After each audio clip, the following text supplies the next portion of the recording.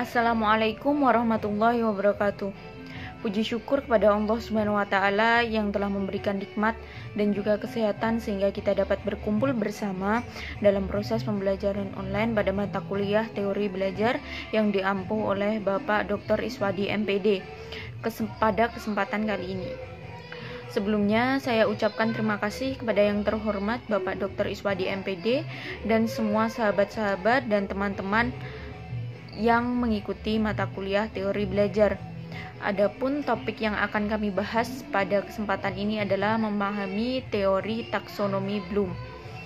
Perkenalkan, nama saya Ainun Salsabila yang akan bertugas sebagai moderator pada hari ini. Saya akan membimbing jalannya diskusi ini. Adapun anggota kelompok saya adalah Yohanes Boskowarat Petun. Sedangkan rangkaian acara yang akan kita lewati adalah sesi pembukaan, sesi penyampaian materi dan penyajian materi, sesi tanya jawab, sesi penutup. Baik teman-teman, langsung saja kita mulai ke sesi yang pertama adalah pembukaan. Marilah kita mengucap basmalah bersama-sama. Bismillahirrahmanirrahim. Selanjutnya adalah penyampaian dan penyajian materi.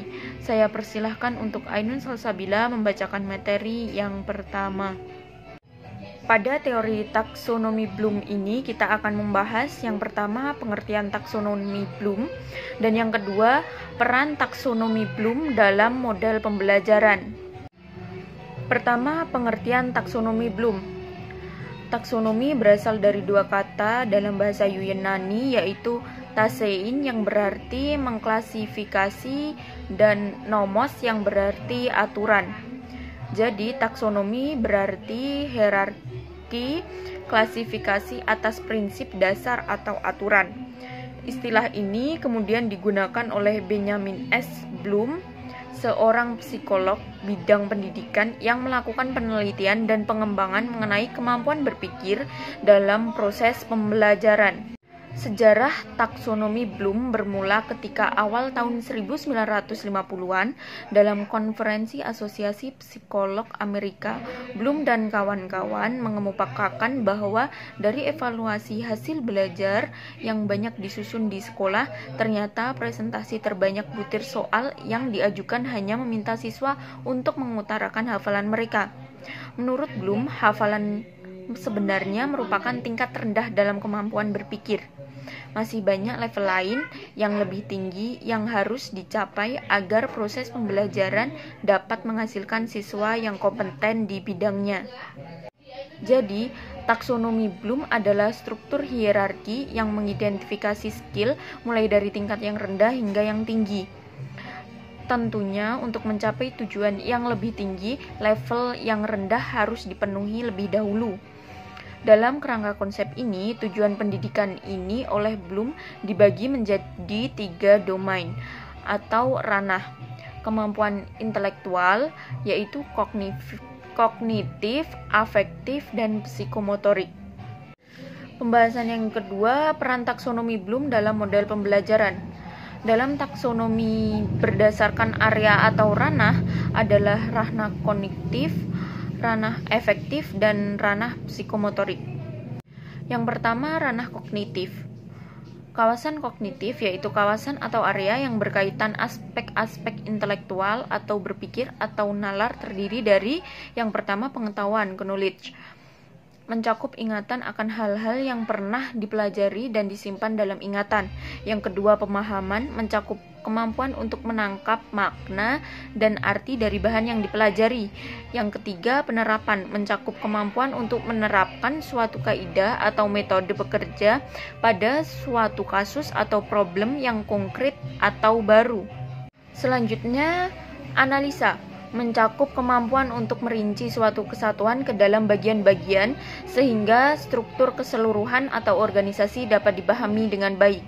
Selanjutnya, sintesa, mencakup kemampuan untuk membentuk suatu kesatuan atau pola baru.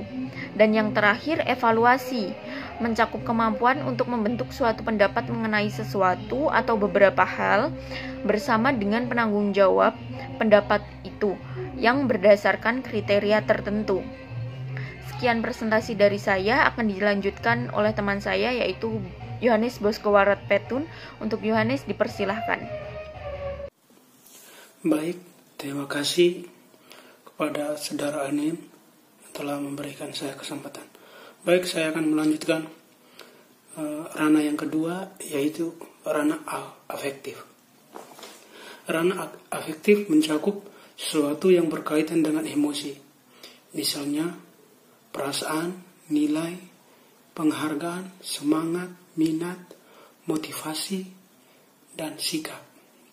Ranah afektif memiliki beberapa urutan yang adalah sebagai berikut.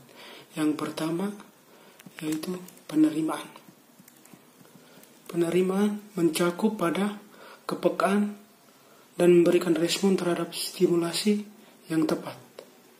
Penerimaan merupakan tingkatan hasil belajar terendah dalam ranah afektif.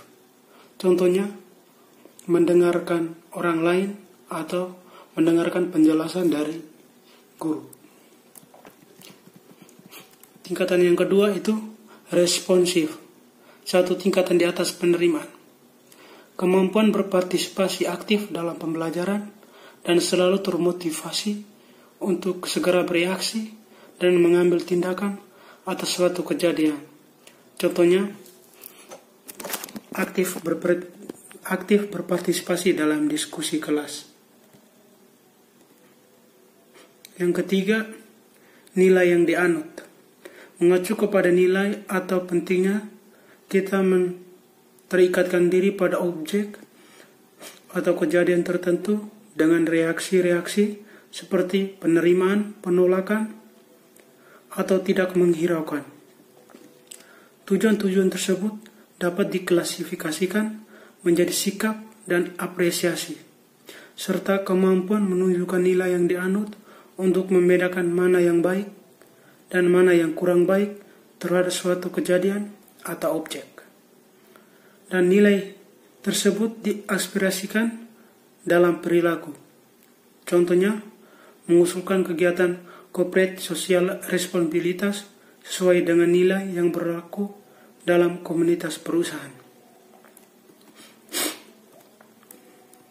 Tingkatan yang berikut, organisasi. Mengacu kepada penyatuan nilai, sikap-sikap yang berbeda yang membuat lebih konsisten dapat menimbulkan konflik-konflik internal dan pembentukan suatu sistem nilai internal, mencakup tingkah laku yang tercermin dalam suatu filsafat hidup, dan kemampuan membentuk sistem nilai dan budaya organisasi dengan mengharmonisasikan perbedaan nilai. Contohnya, menyepakati dan mentaati etika profesi, mengakui perlunya kesinambungan antara kebebasan dan tanggung jawab. Tingkatan yang kelima yaitu pembentukan pola hidup atau karakterisasi.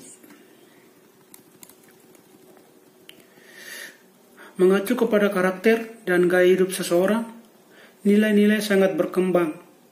Nilai teratur sehingga tingkah laku menjadi konsisten dan lebih mudah diperkirakan.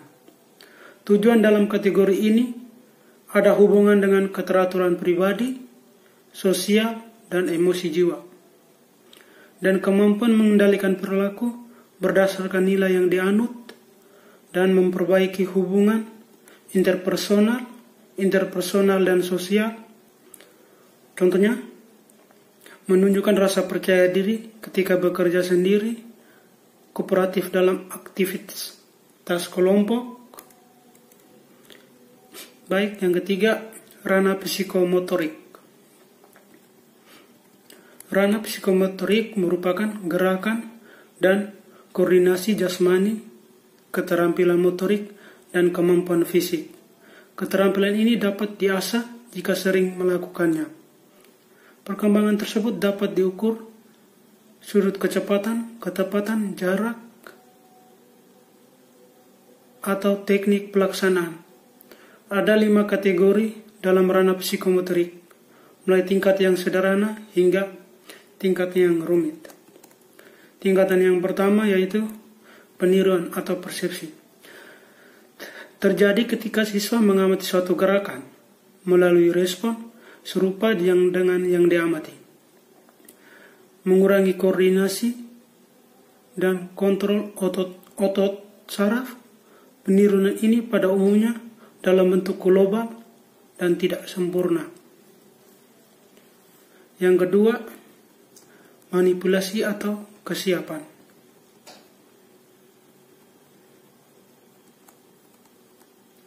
Menekankan pada perkembangan kemampuan mengikuti pengarahan, penampilan, gerakan-gerakan, pilihan yang menetapkan suatu penampilan melalui latihan.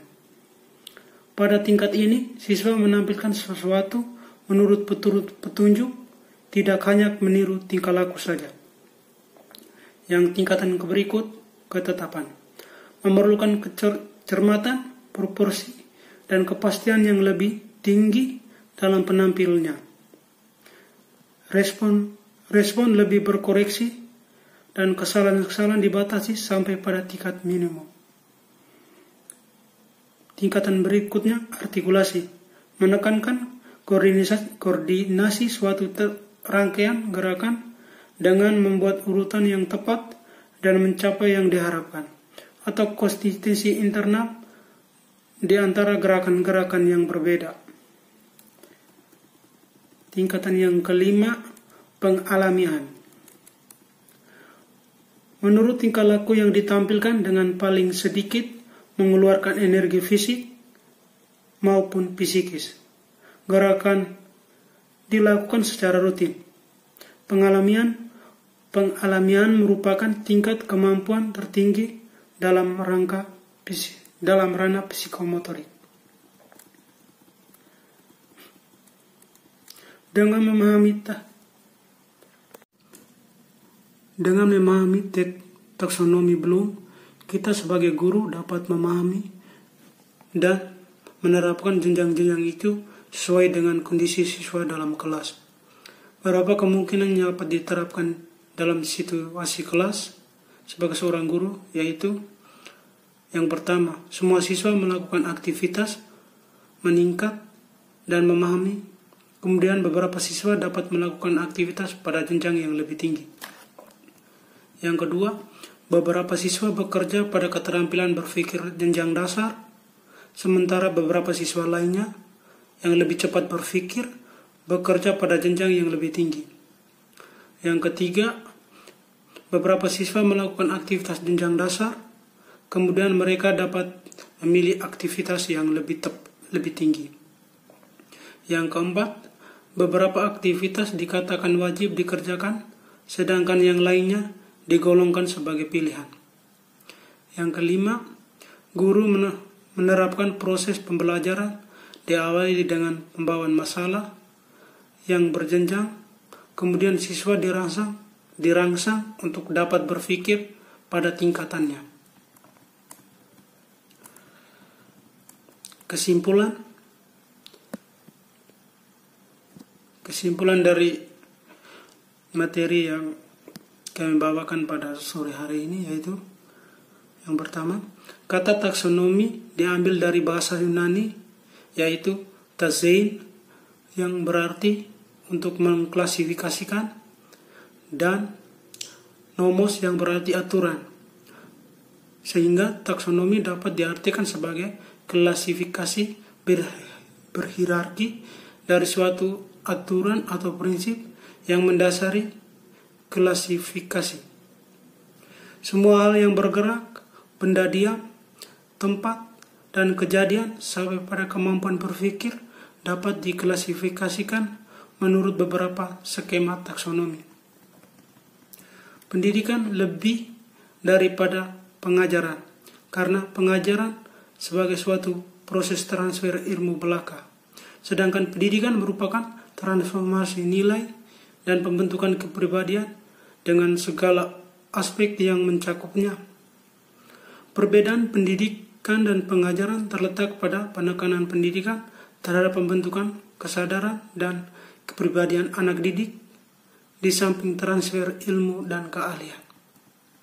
Yang kedua, taksonomi pendidikan lebih dikenal dengan sebutan taksonomi Bloom. Taksonomi ini pertama kali disusun oleh Benjamin Samuel Bloom dan kawan-kawan.